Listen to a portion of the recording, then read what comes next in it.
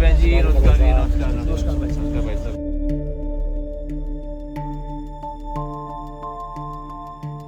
देखिए आज सबसे पहले तो मैं आपके माध्यम से आपके लाखों करोड़ों दर्शकों को, श्रोताओं को, मैं सभी को मैं नववर्ष की शुभकामनाएं देना चाहूँगा। और जो भी एक बहुत ही पिछले सत्र के अंदर एक बहुत ही महत्वपूर्ण जो एक एक्ट बना है, वीवी विकसित भारत ग्रामीण गारंटीड रोज़गार और आजीविका मिशन ग्रामीण। तो इसलिए वीबी राम जी, ये जो एक्ट बना है नया, ये इसलिए बना है क्योंकि पिछले 20 वर्षों में जब से मनरेगा जब से लागू हुआ था, मनरेगा ने बहुत अच्छा काम किया। और लेकिन उसके अंदर इतने समय से जो अनुभव हुआ, उस अनुभव से हमें ये भी सीखने को मिला कि इसके अंदर बहुत कमियां हैं पूरे देश से। और ख़ास करके आप लोगों ने ही, पत्रकारों ने ही इसके अंदर बहुत से कि कई जगह घपले होते थे, घोटाले होते थे, मास स्केल के ऊपर करप्शन होता था इसके अंदर, पूरे देश के अंदर जगह जगह से। तो उन चीज़ों को बंद करने के लिए कि इससे सही मायने में गाँवों का विकास हो, सही मायने में लोगों को और अधिक रोज़गार मिले, उसके लिए पहले सिर्फ 100 दिन की गारंटी थी, अब उसको 100 दिन को बढ़ा करके 125 दिन किया गया। फिर इसमें यह था कि हमारे को जहाँ जहाँ जो भी कृषि प्रधान जो राज्य हैं, उनके अंदर ये भी समस्या थी कि उस समय पर खेती के लिए लोग नहीं मिलते थे। तब ये किया गया कि साल के अंदर 60 दिन, जिस समय खेती के लिए लोगों की आवश्यकता हो, उस समय पर इस स्कीम को ना लागू किया जाए। और इसके अलावा सोशल ऑडिट का इसके अंदर प्रावधान है। इसके अंदर नई टेक्नोलॉजी का इस्तेमाल करके जो जो एसेट बनाए जाएंगे, सबका पूरा रिकॉर्ड रखना, ताकि इसके अंदर किसी तरह का कोई भी इसके अंदर भ्रष्टाचार ना हो और लोगों को, कामगारों को सही वक्त के ऊपर पैसा मिले। अगर पैसा लेट मिलता है तो उसके ऊपर उनको ज़्यादा पैसा दिया जाएगा। तो इस तरह के और सारी डिटेल आपके पास, आपने देखी होंगी, वेबसाइट के ऊपर भी है। तो इसको, स्कीम को अच्छा करने के लिए, इसको बेहतर करने के लिए, लोगों को और अधिक फ़ायदा पहुंचाने के लिए, और राज्यों की भी भूमिका को बढ़ाने के लिए कि राज्य भी इसके अंदर बढ़ चढ़ कर के काम लें, वो सब प्रावधान इसके अंदर किए गए हैं। तो और इसको लेकर के कुछ जो विपक्षी दल हैं, वो विपक्षी दल जो है, इसी को लेकर के कि इसमें बदलाव किया गया है, क्योंकि वो सुधार नहीं चाहते। हमने इसके अंदर जो अनुभव के आधार के ऊपर, 20 साल के अनुभव पे, हर चीज़ के अंदर बदलाव आना चाहिए।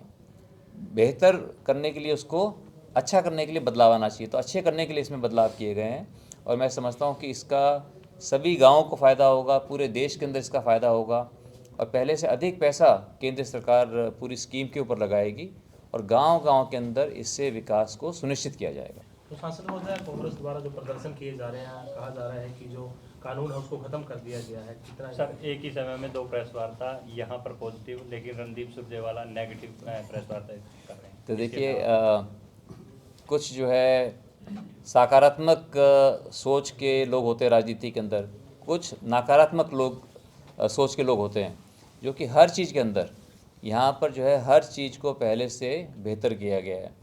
100 दिन की जगह साल के अंदर 125 दिन का रोज़गार की गारंटी दी गई है। गांव के अंदर अच्छा काम हो, अच्छा इंफ्रास्ट्रक्चर बने, मूलभूत जो सुविधाएं हैं वो सब उपलब्ध हों, उसके लिए प्रावधान किया गया है। और गांव के अंदर ही इसका सोशल ऑडिट के भी जो काम हुआ है, क्या वो ठीक हुआ है, वही गांव वाले ही उसको सुनिश्चित करेंगे कि काम ठीक से हुआ है। तो इसलिए देखिए, ये सब इसके अंदर अच्छी बातें लेकर के आए हैं, जो भी अनुभव, जो भी एक्सपर्ट्स हैं, सबसे बातचीत करके।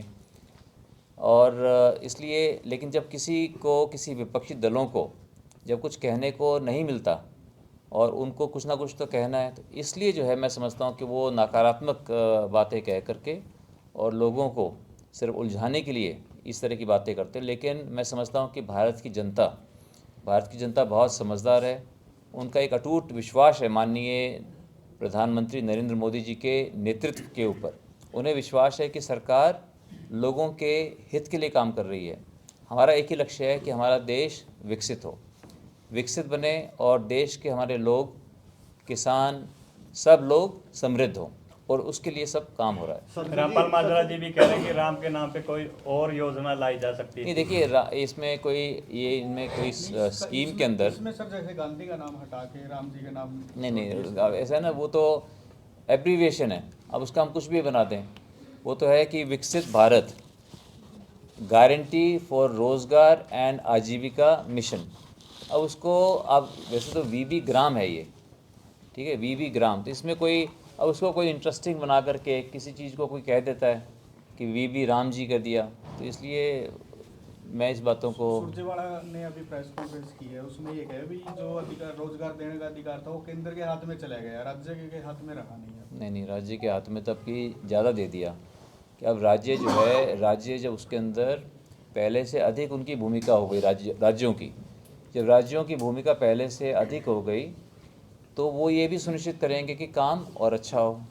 तो इसलिए ऐसा नहीं है। और देखिए, हम जब इसको लागू करेंगे, जब आप सब देखेंगे अपने सामने कि भाई इससे लोगों को फ़ायदा हो रहा है, पहले से बेहतर काम हो रहा है, पहले से अच्छे जो है इसके अंदर इसका विस्तार किया गया है।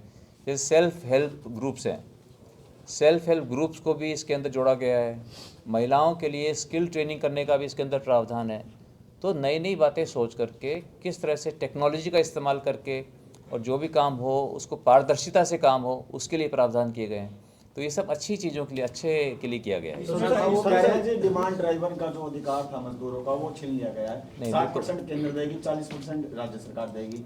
तो कह रहे हैं कहीं ना कहीं मजदूरों के साथ भी जो अधिकार थे उनके छीन लिए गए हैं पूरी तरह। नहीं, मजदूर इसमें तो देखिए, जो भी पैसा आता है राज्य सरकार से आता है कितना या केंद्र सरकार से कितना आता है, उससे जिसको पैसा मिलना है, जिसको मज़दूरों को जो पैसा मिलना है, उसमें तो कोई फ़र्क नहीं पड़ता। तो इसलिए ये सिर्फ लोगों को बरगलाने के लिए ये सब प्रयास है। लेकिन लोग बाग बहुत समझदार हैं। हमारे देश के किसान, मज़दूर सब समझदार हैं। वो जानते हैं कि माननीय मोदी जी ने ये जो कदम उठाया है, ये उनके द्वारा चुनी हुई सरकार है, और ये जो कदम उठाया है लोगों के फ़ायदे के लिए उठाया है। सांसद महोदय, पारदर्शिता की बात भी अगर इसमें करें, क्योंकि पहले जैसे आपने कहा कहीं आपकी दिशा मीटिंग में भी कहीं घोटाले सामने आए थे मनरेगा के, बिल्कुल। तो कहीं ना कहीं पारदर्शिता को भी आप देखते हैं कि नहीं जो विस्तार हुआ है, कैसे देखते हैं? देखिए, इसके अंदर जो है टेक्नोलॉजी का इस्तेमाल करके जो है, जो एसेट बनेंगे उनकी फ़ोटोग्राफ्स भी होंगे, सैटेलाइट इमेजरी भी ली जाएगी। तो इस तरह के कई प्रावधान हैं जिससे कि, और हम सब जानते हैं कि इसका जो है पूरे देश के अंदर इसके अंदर भ्रष्टाचार होता था, और हर साल हज़ारों करोड़ का इसके अंदर भ्रष्टाचार होता था।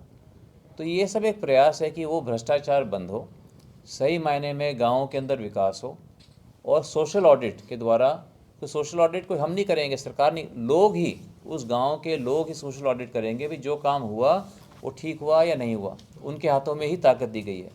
तो इसलिए बहुत से इसके अंदर ये इस तरह के प्रयास हैं कि चीज़ों को बेहतर करने के लिए। सांसद जी, पुंडरी हल्के में कल एक कांग्रेस का प्रोग्राम था, उसमें सुरजेवाला कहते हैं कि 11 सालों में बीजेपी ने कुछ नहीं किया, जबकि उनके जिलाध्यक्ष कह रहे हैं जो बीजेपी है वो अच्छे काम कर रही है। कैसे देखते? तो देखिए, अब ये तो मैं, अब कोई भी व्यक्ति उठ करके कुछ भी बात बोल दे, तो हर बात का तो जवाब देने का भी कोई मतलब कोई ज़रूरी नहीं होता।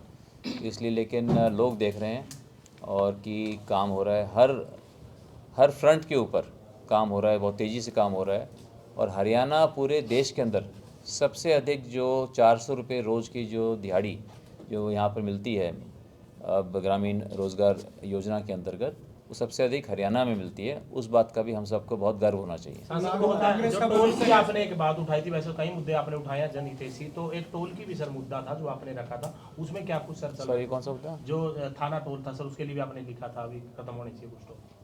हाँ, तो उसके लिए लिखा है हमने, उसके लिए हम प्रयासरत हैं कि उसका भी नतीजा अच्छा आना चाहिए। और इसके अलावा अब मैं इस मुद्दे से हटकर एक अहम मुद्दा है, क्योंकि अभी 23 जनवरी आने वाली है, और 23 जनवरी को सुप्रीम कोर्ट ने ये एक ऐतिहासिक एक निर्णय दिया था, जिसमें ये कहा था कि हर व्यक्ति हर रोज़ अपने देश के राष्ट्रीय ध्वज को दर्शा सकता है, इसको अपना सकता है, और ये हमारी वाक और अभिव्यक्ति की स्वतंत्रता का ये अंग है, जो कि हमारा संविधान हमें ये हक देता है। उसके अंतर्गत हम हर रोज़ अपने देश के झंडे को फहरा सकते हैं। अब लोगों ने बहुत झंडे, फिर माननीय प्रधानमंत्री जी ने पूरा एक अभियान छेड़ा, हर घर तिरंगा। उसको हम जोड़ते हैं हर घर तिरंगा, हर दिन तिरंगा। तो इतने तिरंगे झंडे बनते हैं, तो उनको कैसे, उनका डिस्पोजल, जब झंडा पुराना हो जाए, झंडा फट जाए, तो किस तरह से उसको, तो उसके ऊपर हम फ्लैग फाउंडेशन ऑफ इंडिया ने एक नया काम कर रहे हैं कि उसको रिसाइकल किया जाए।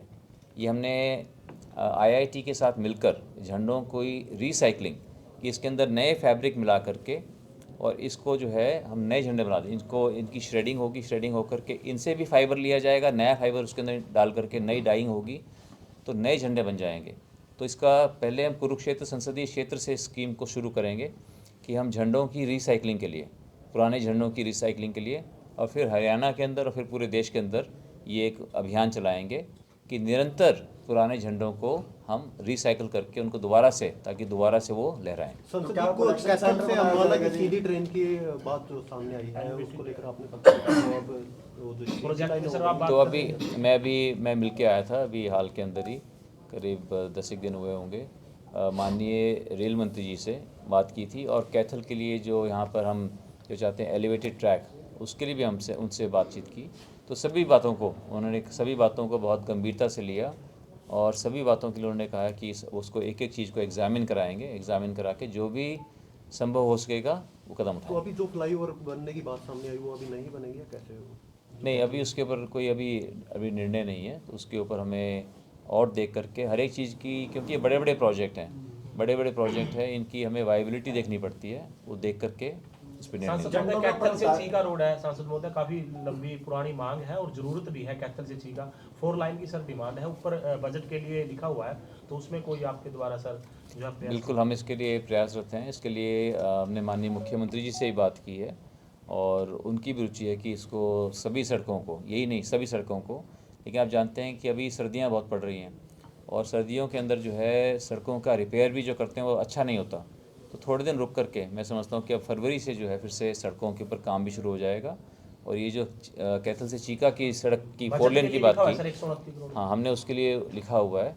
हम आशा करते हैं कि वो इसके लिए बजट का प्रावधान करें। कैथल से कुरुक्षेत्र का रोड बना था सर, वो 60 दिन भी नहीं हुए, 60 दिन के बाद ही पैच वर्क लगने शुरू हुए थे, तो क्या उसकी भी कोई जांच का कुछ ऐसा हुआ है? नहीं, हम उसको बोलेंगे उनके लिए, जो भी अगर कोई ऐसी सड़क है कि जिसमें पहले ही अगर उसके अंदर अगर टूटने लगी है, उसकी मरम्मत की ज़रूरत है, तो जो उसने भी काम किया, ये उनकी जिम्मेवारी बनती है कि उस काम को बढ़िया ढंग से करके दें। सांसद जी, झंडे रिसाइकलिंग के लिए आप बता रहे हैं, तो क्या उसके लिए कलेक्शन बनाया जाएगी, कलेक्शन सेंटर बनाया जाएगा? किस बिल्कुल, प्रकार का? ये सब क्योंकि आपने लड़ाई काफी लंबी लड़ी, पहले ध्वज लहराने की, अभी दूसरी लड़ाई मान ली जाए भी, इस तरह की आप रिसाइकलिंग की देखिए, कोई ये लड़ाई नहीं है, लेकिन अब देखिए, जैसे अब झंडा फहराने को जो निर्णय आया था, उसको भी अब 21 साल हो गए। 2004 में निर्णय आया था, तो 21-22 साल हो गए। तो अब उसमें देख करके जिस तरह से ये ग्रामीण रोज़गार योजना है, इसमें जो 20 साल के बाद जो हमारे अनुभव हुआ, उसके लिए ज़रूरत पड़ी। इसी तरह से तिरंगे झंडे के लिए 20 साल के अंदर जो लोगों ने बहुत इसको फहराना चालू किया, तो अब लोग इस बात को महसूस करते हैं कि पुराने झंडों का क्या करें। तो पुराने झंडे को फिर हमने सोचा है कि इसको रिसाइकलिंग की जाए। इसके लिए कलेक्शन सेंटर बनाए जाएंगे, जो गैर सरकारी संस्थानें हैं उनको, इस NGOs को इसके साथ जोड़ा जाएगा कि वो इसको कलेक्ट कर सकें, कलेक्ट करके और इसको फ्लैग फाउंडेशन ऑफ इंडिया इसको रिसाइकलिंग सेंटर्स पे लेके जाएगा। तो देखिए कि प्रयास है, और सभी के सहयोग से ही ये संभव हो पाएगा। आप सब समय निकाल करके आए, मैं आप सबका बहुत आभारी हूँ।